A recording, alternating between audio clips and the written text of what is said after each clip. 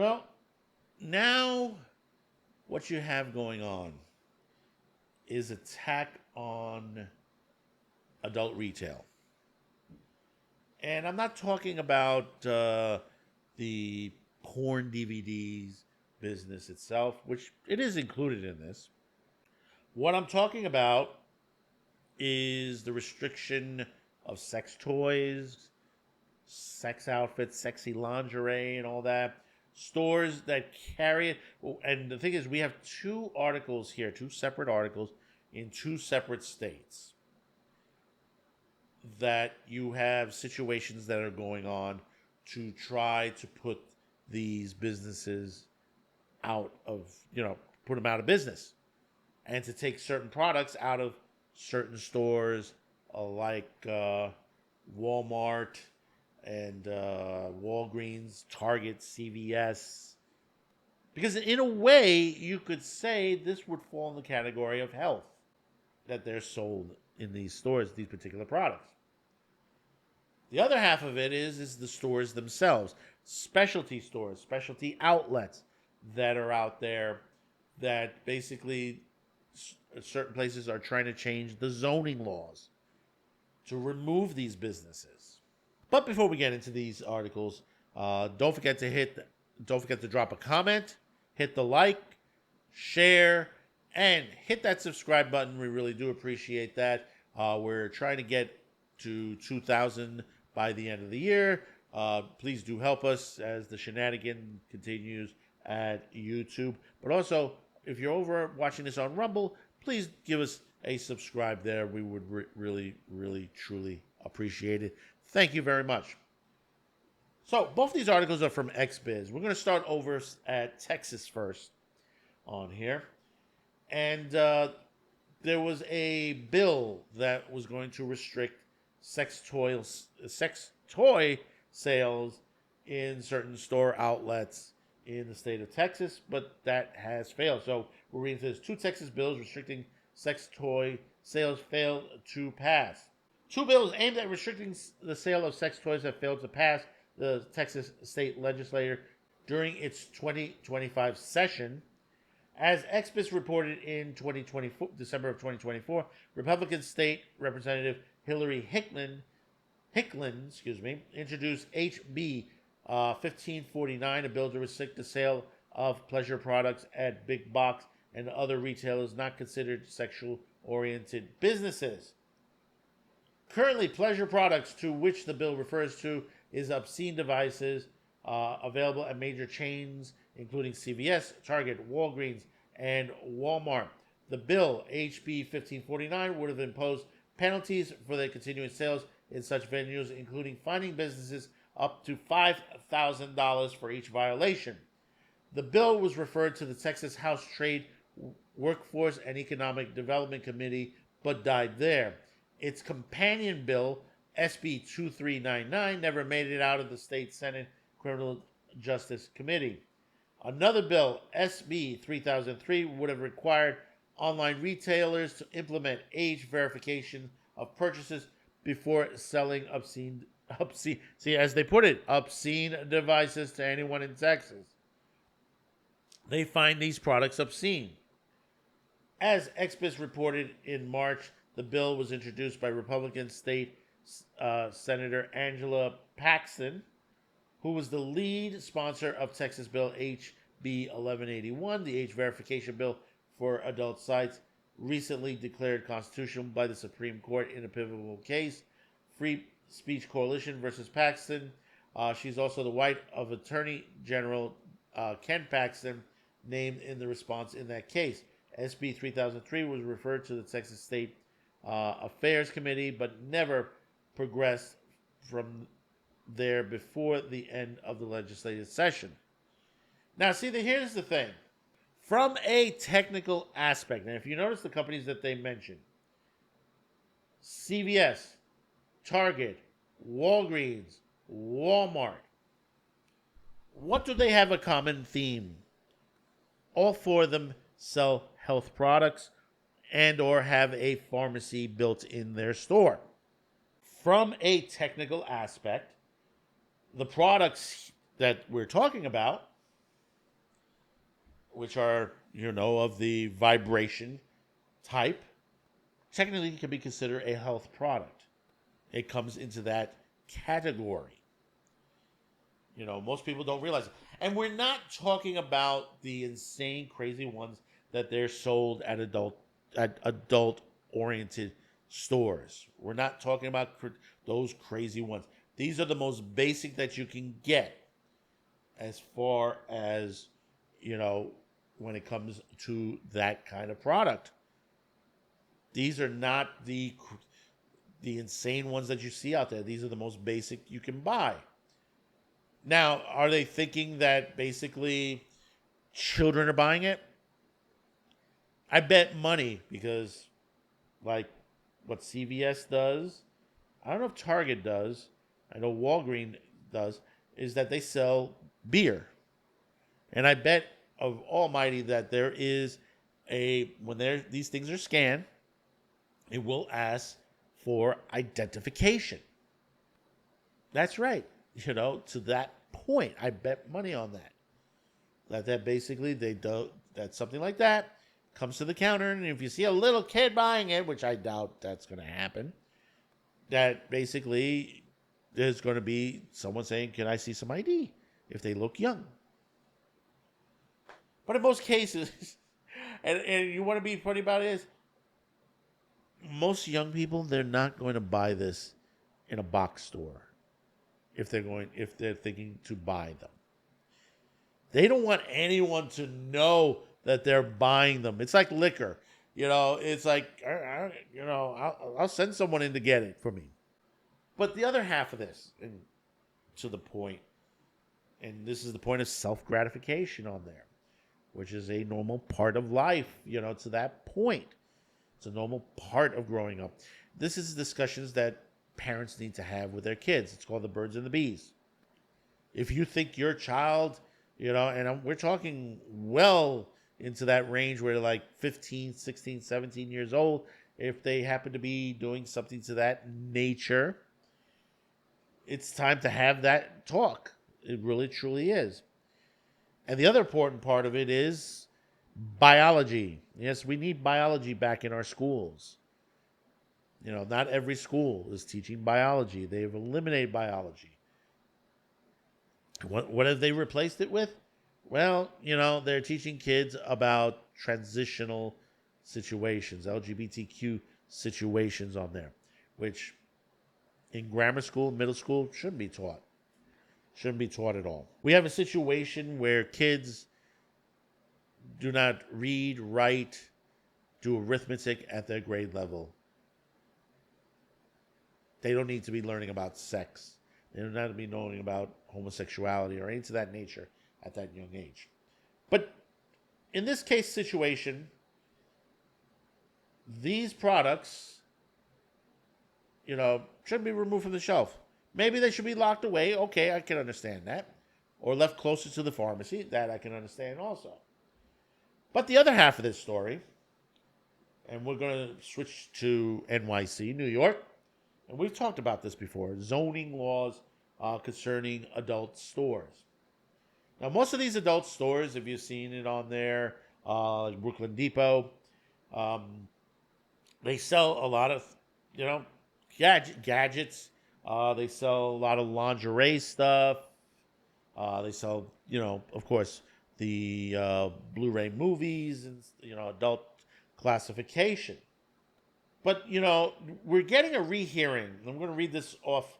This is also XBiz. New York adult stores petition for rehearing in zoning law case. A group of adult businesses on Tuesday petitioned the U.S. Court of Appeals for the Second Circuit to rehear a case involving a zoning law that could severely limit adult store operations in NYC. As XBiz reported earlier this month on July 8th, a panel of Second Circuit judges upheld the lowest court decision to allow enforcement of a 2001 zoning law aimed at forcing adult retail stores out of most parts of New York City.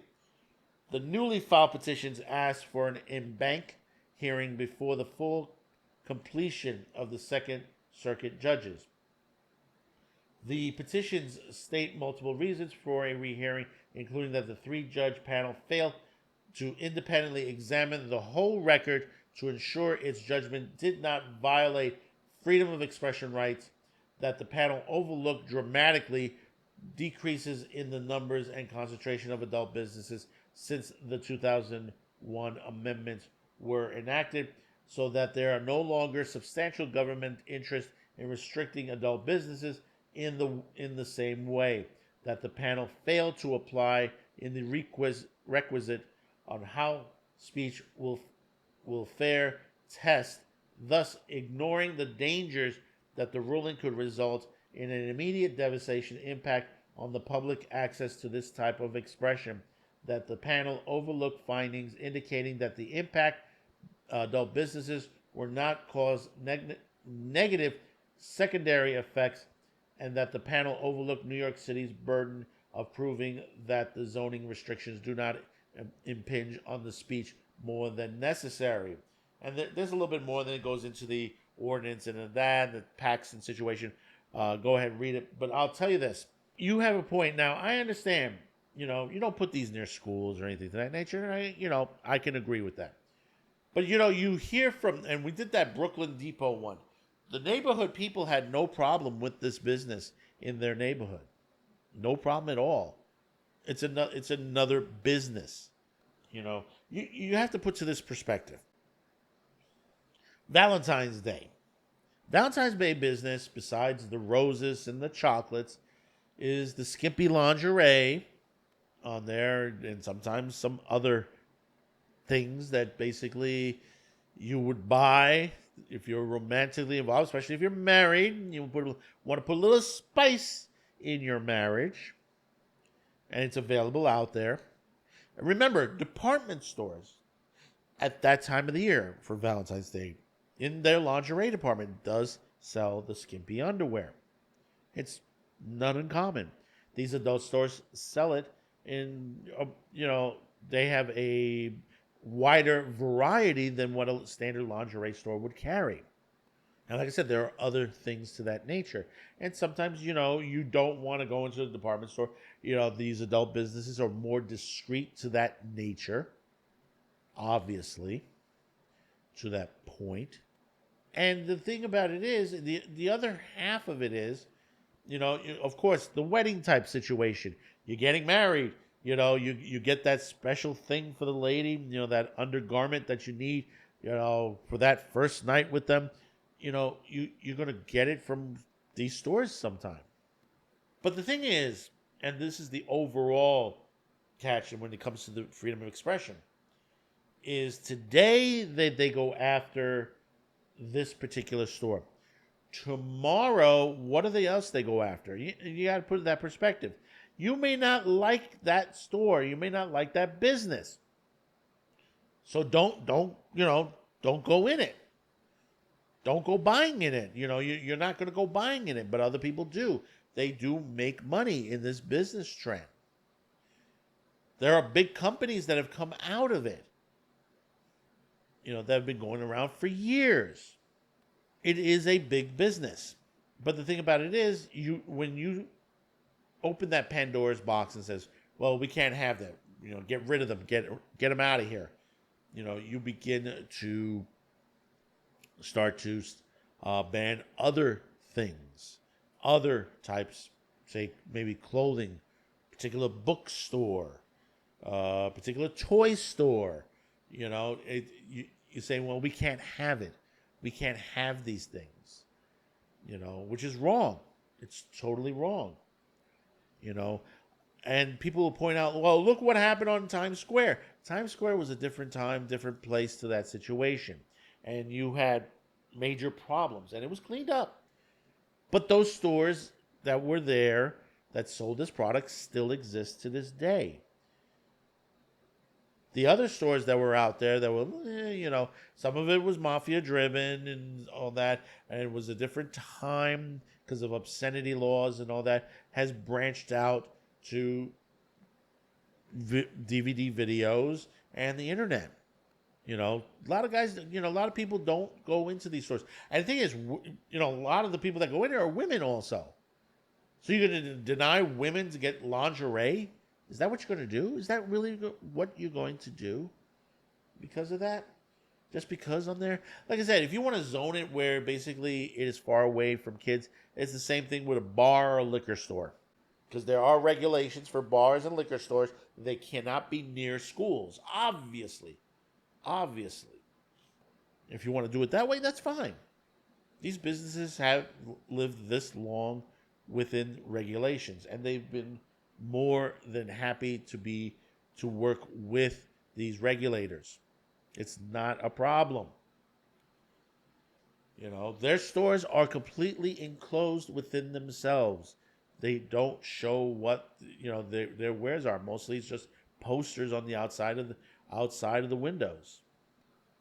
People know. Oh, okay, Brooklyn Deep. Yeah, go in there, get.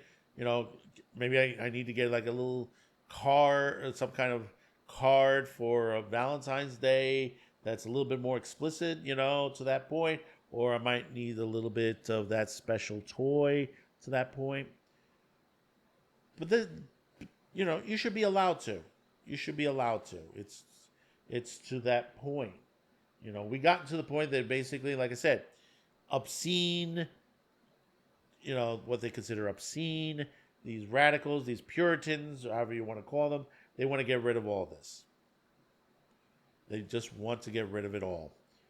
Because basically they want to go back to the way it was, to the way, they want to go to the, clothe the women completely clothed to the way on there. Well, Middle East has been doing it for still continuing on. Is that the direction you want to go to? Think about that. And comment. Let me know your thoughts about this. Don't forget to hit that like, share, and hopefully today's the day I've earned your subscription. Thank you for those who have tuned in. Be sure to check out Wednesday, 11 p.m. Eastern, right here on YouTube, Sci-Fi Snobs Retrospective Babylon 5. This week's episode, it is Season 2, Episode 7, Soulmates, will be this week. In about, 2 weeks, I will be on the show. That will be I believe, The Coming of Shadows. That episode I will be on. That's episode 9. I will be on the panel, but do come in, check it out, and don't forget their Sunday show, 11 p.m. Eastern on YouTube as well. The Top Lofty Lounge. Do check out. I'm not certain what they're doing that weekend. That hasn't been announced yet, but do check it out. They get some great content. In fact, I was on the prior episode there when they were talking about Superman. So do check it out. And don't forget to check out all of our other videos here on Cuticast TV, Man with the Show, and Otaku Thursday, every Thursday, 6 p.m. Eastern, right here on YouTube and on Rumble. So until next time, thank you for tuning in, and we'll see you on the next video. Bye-bye now.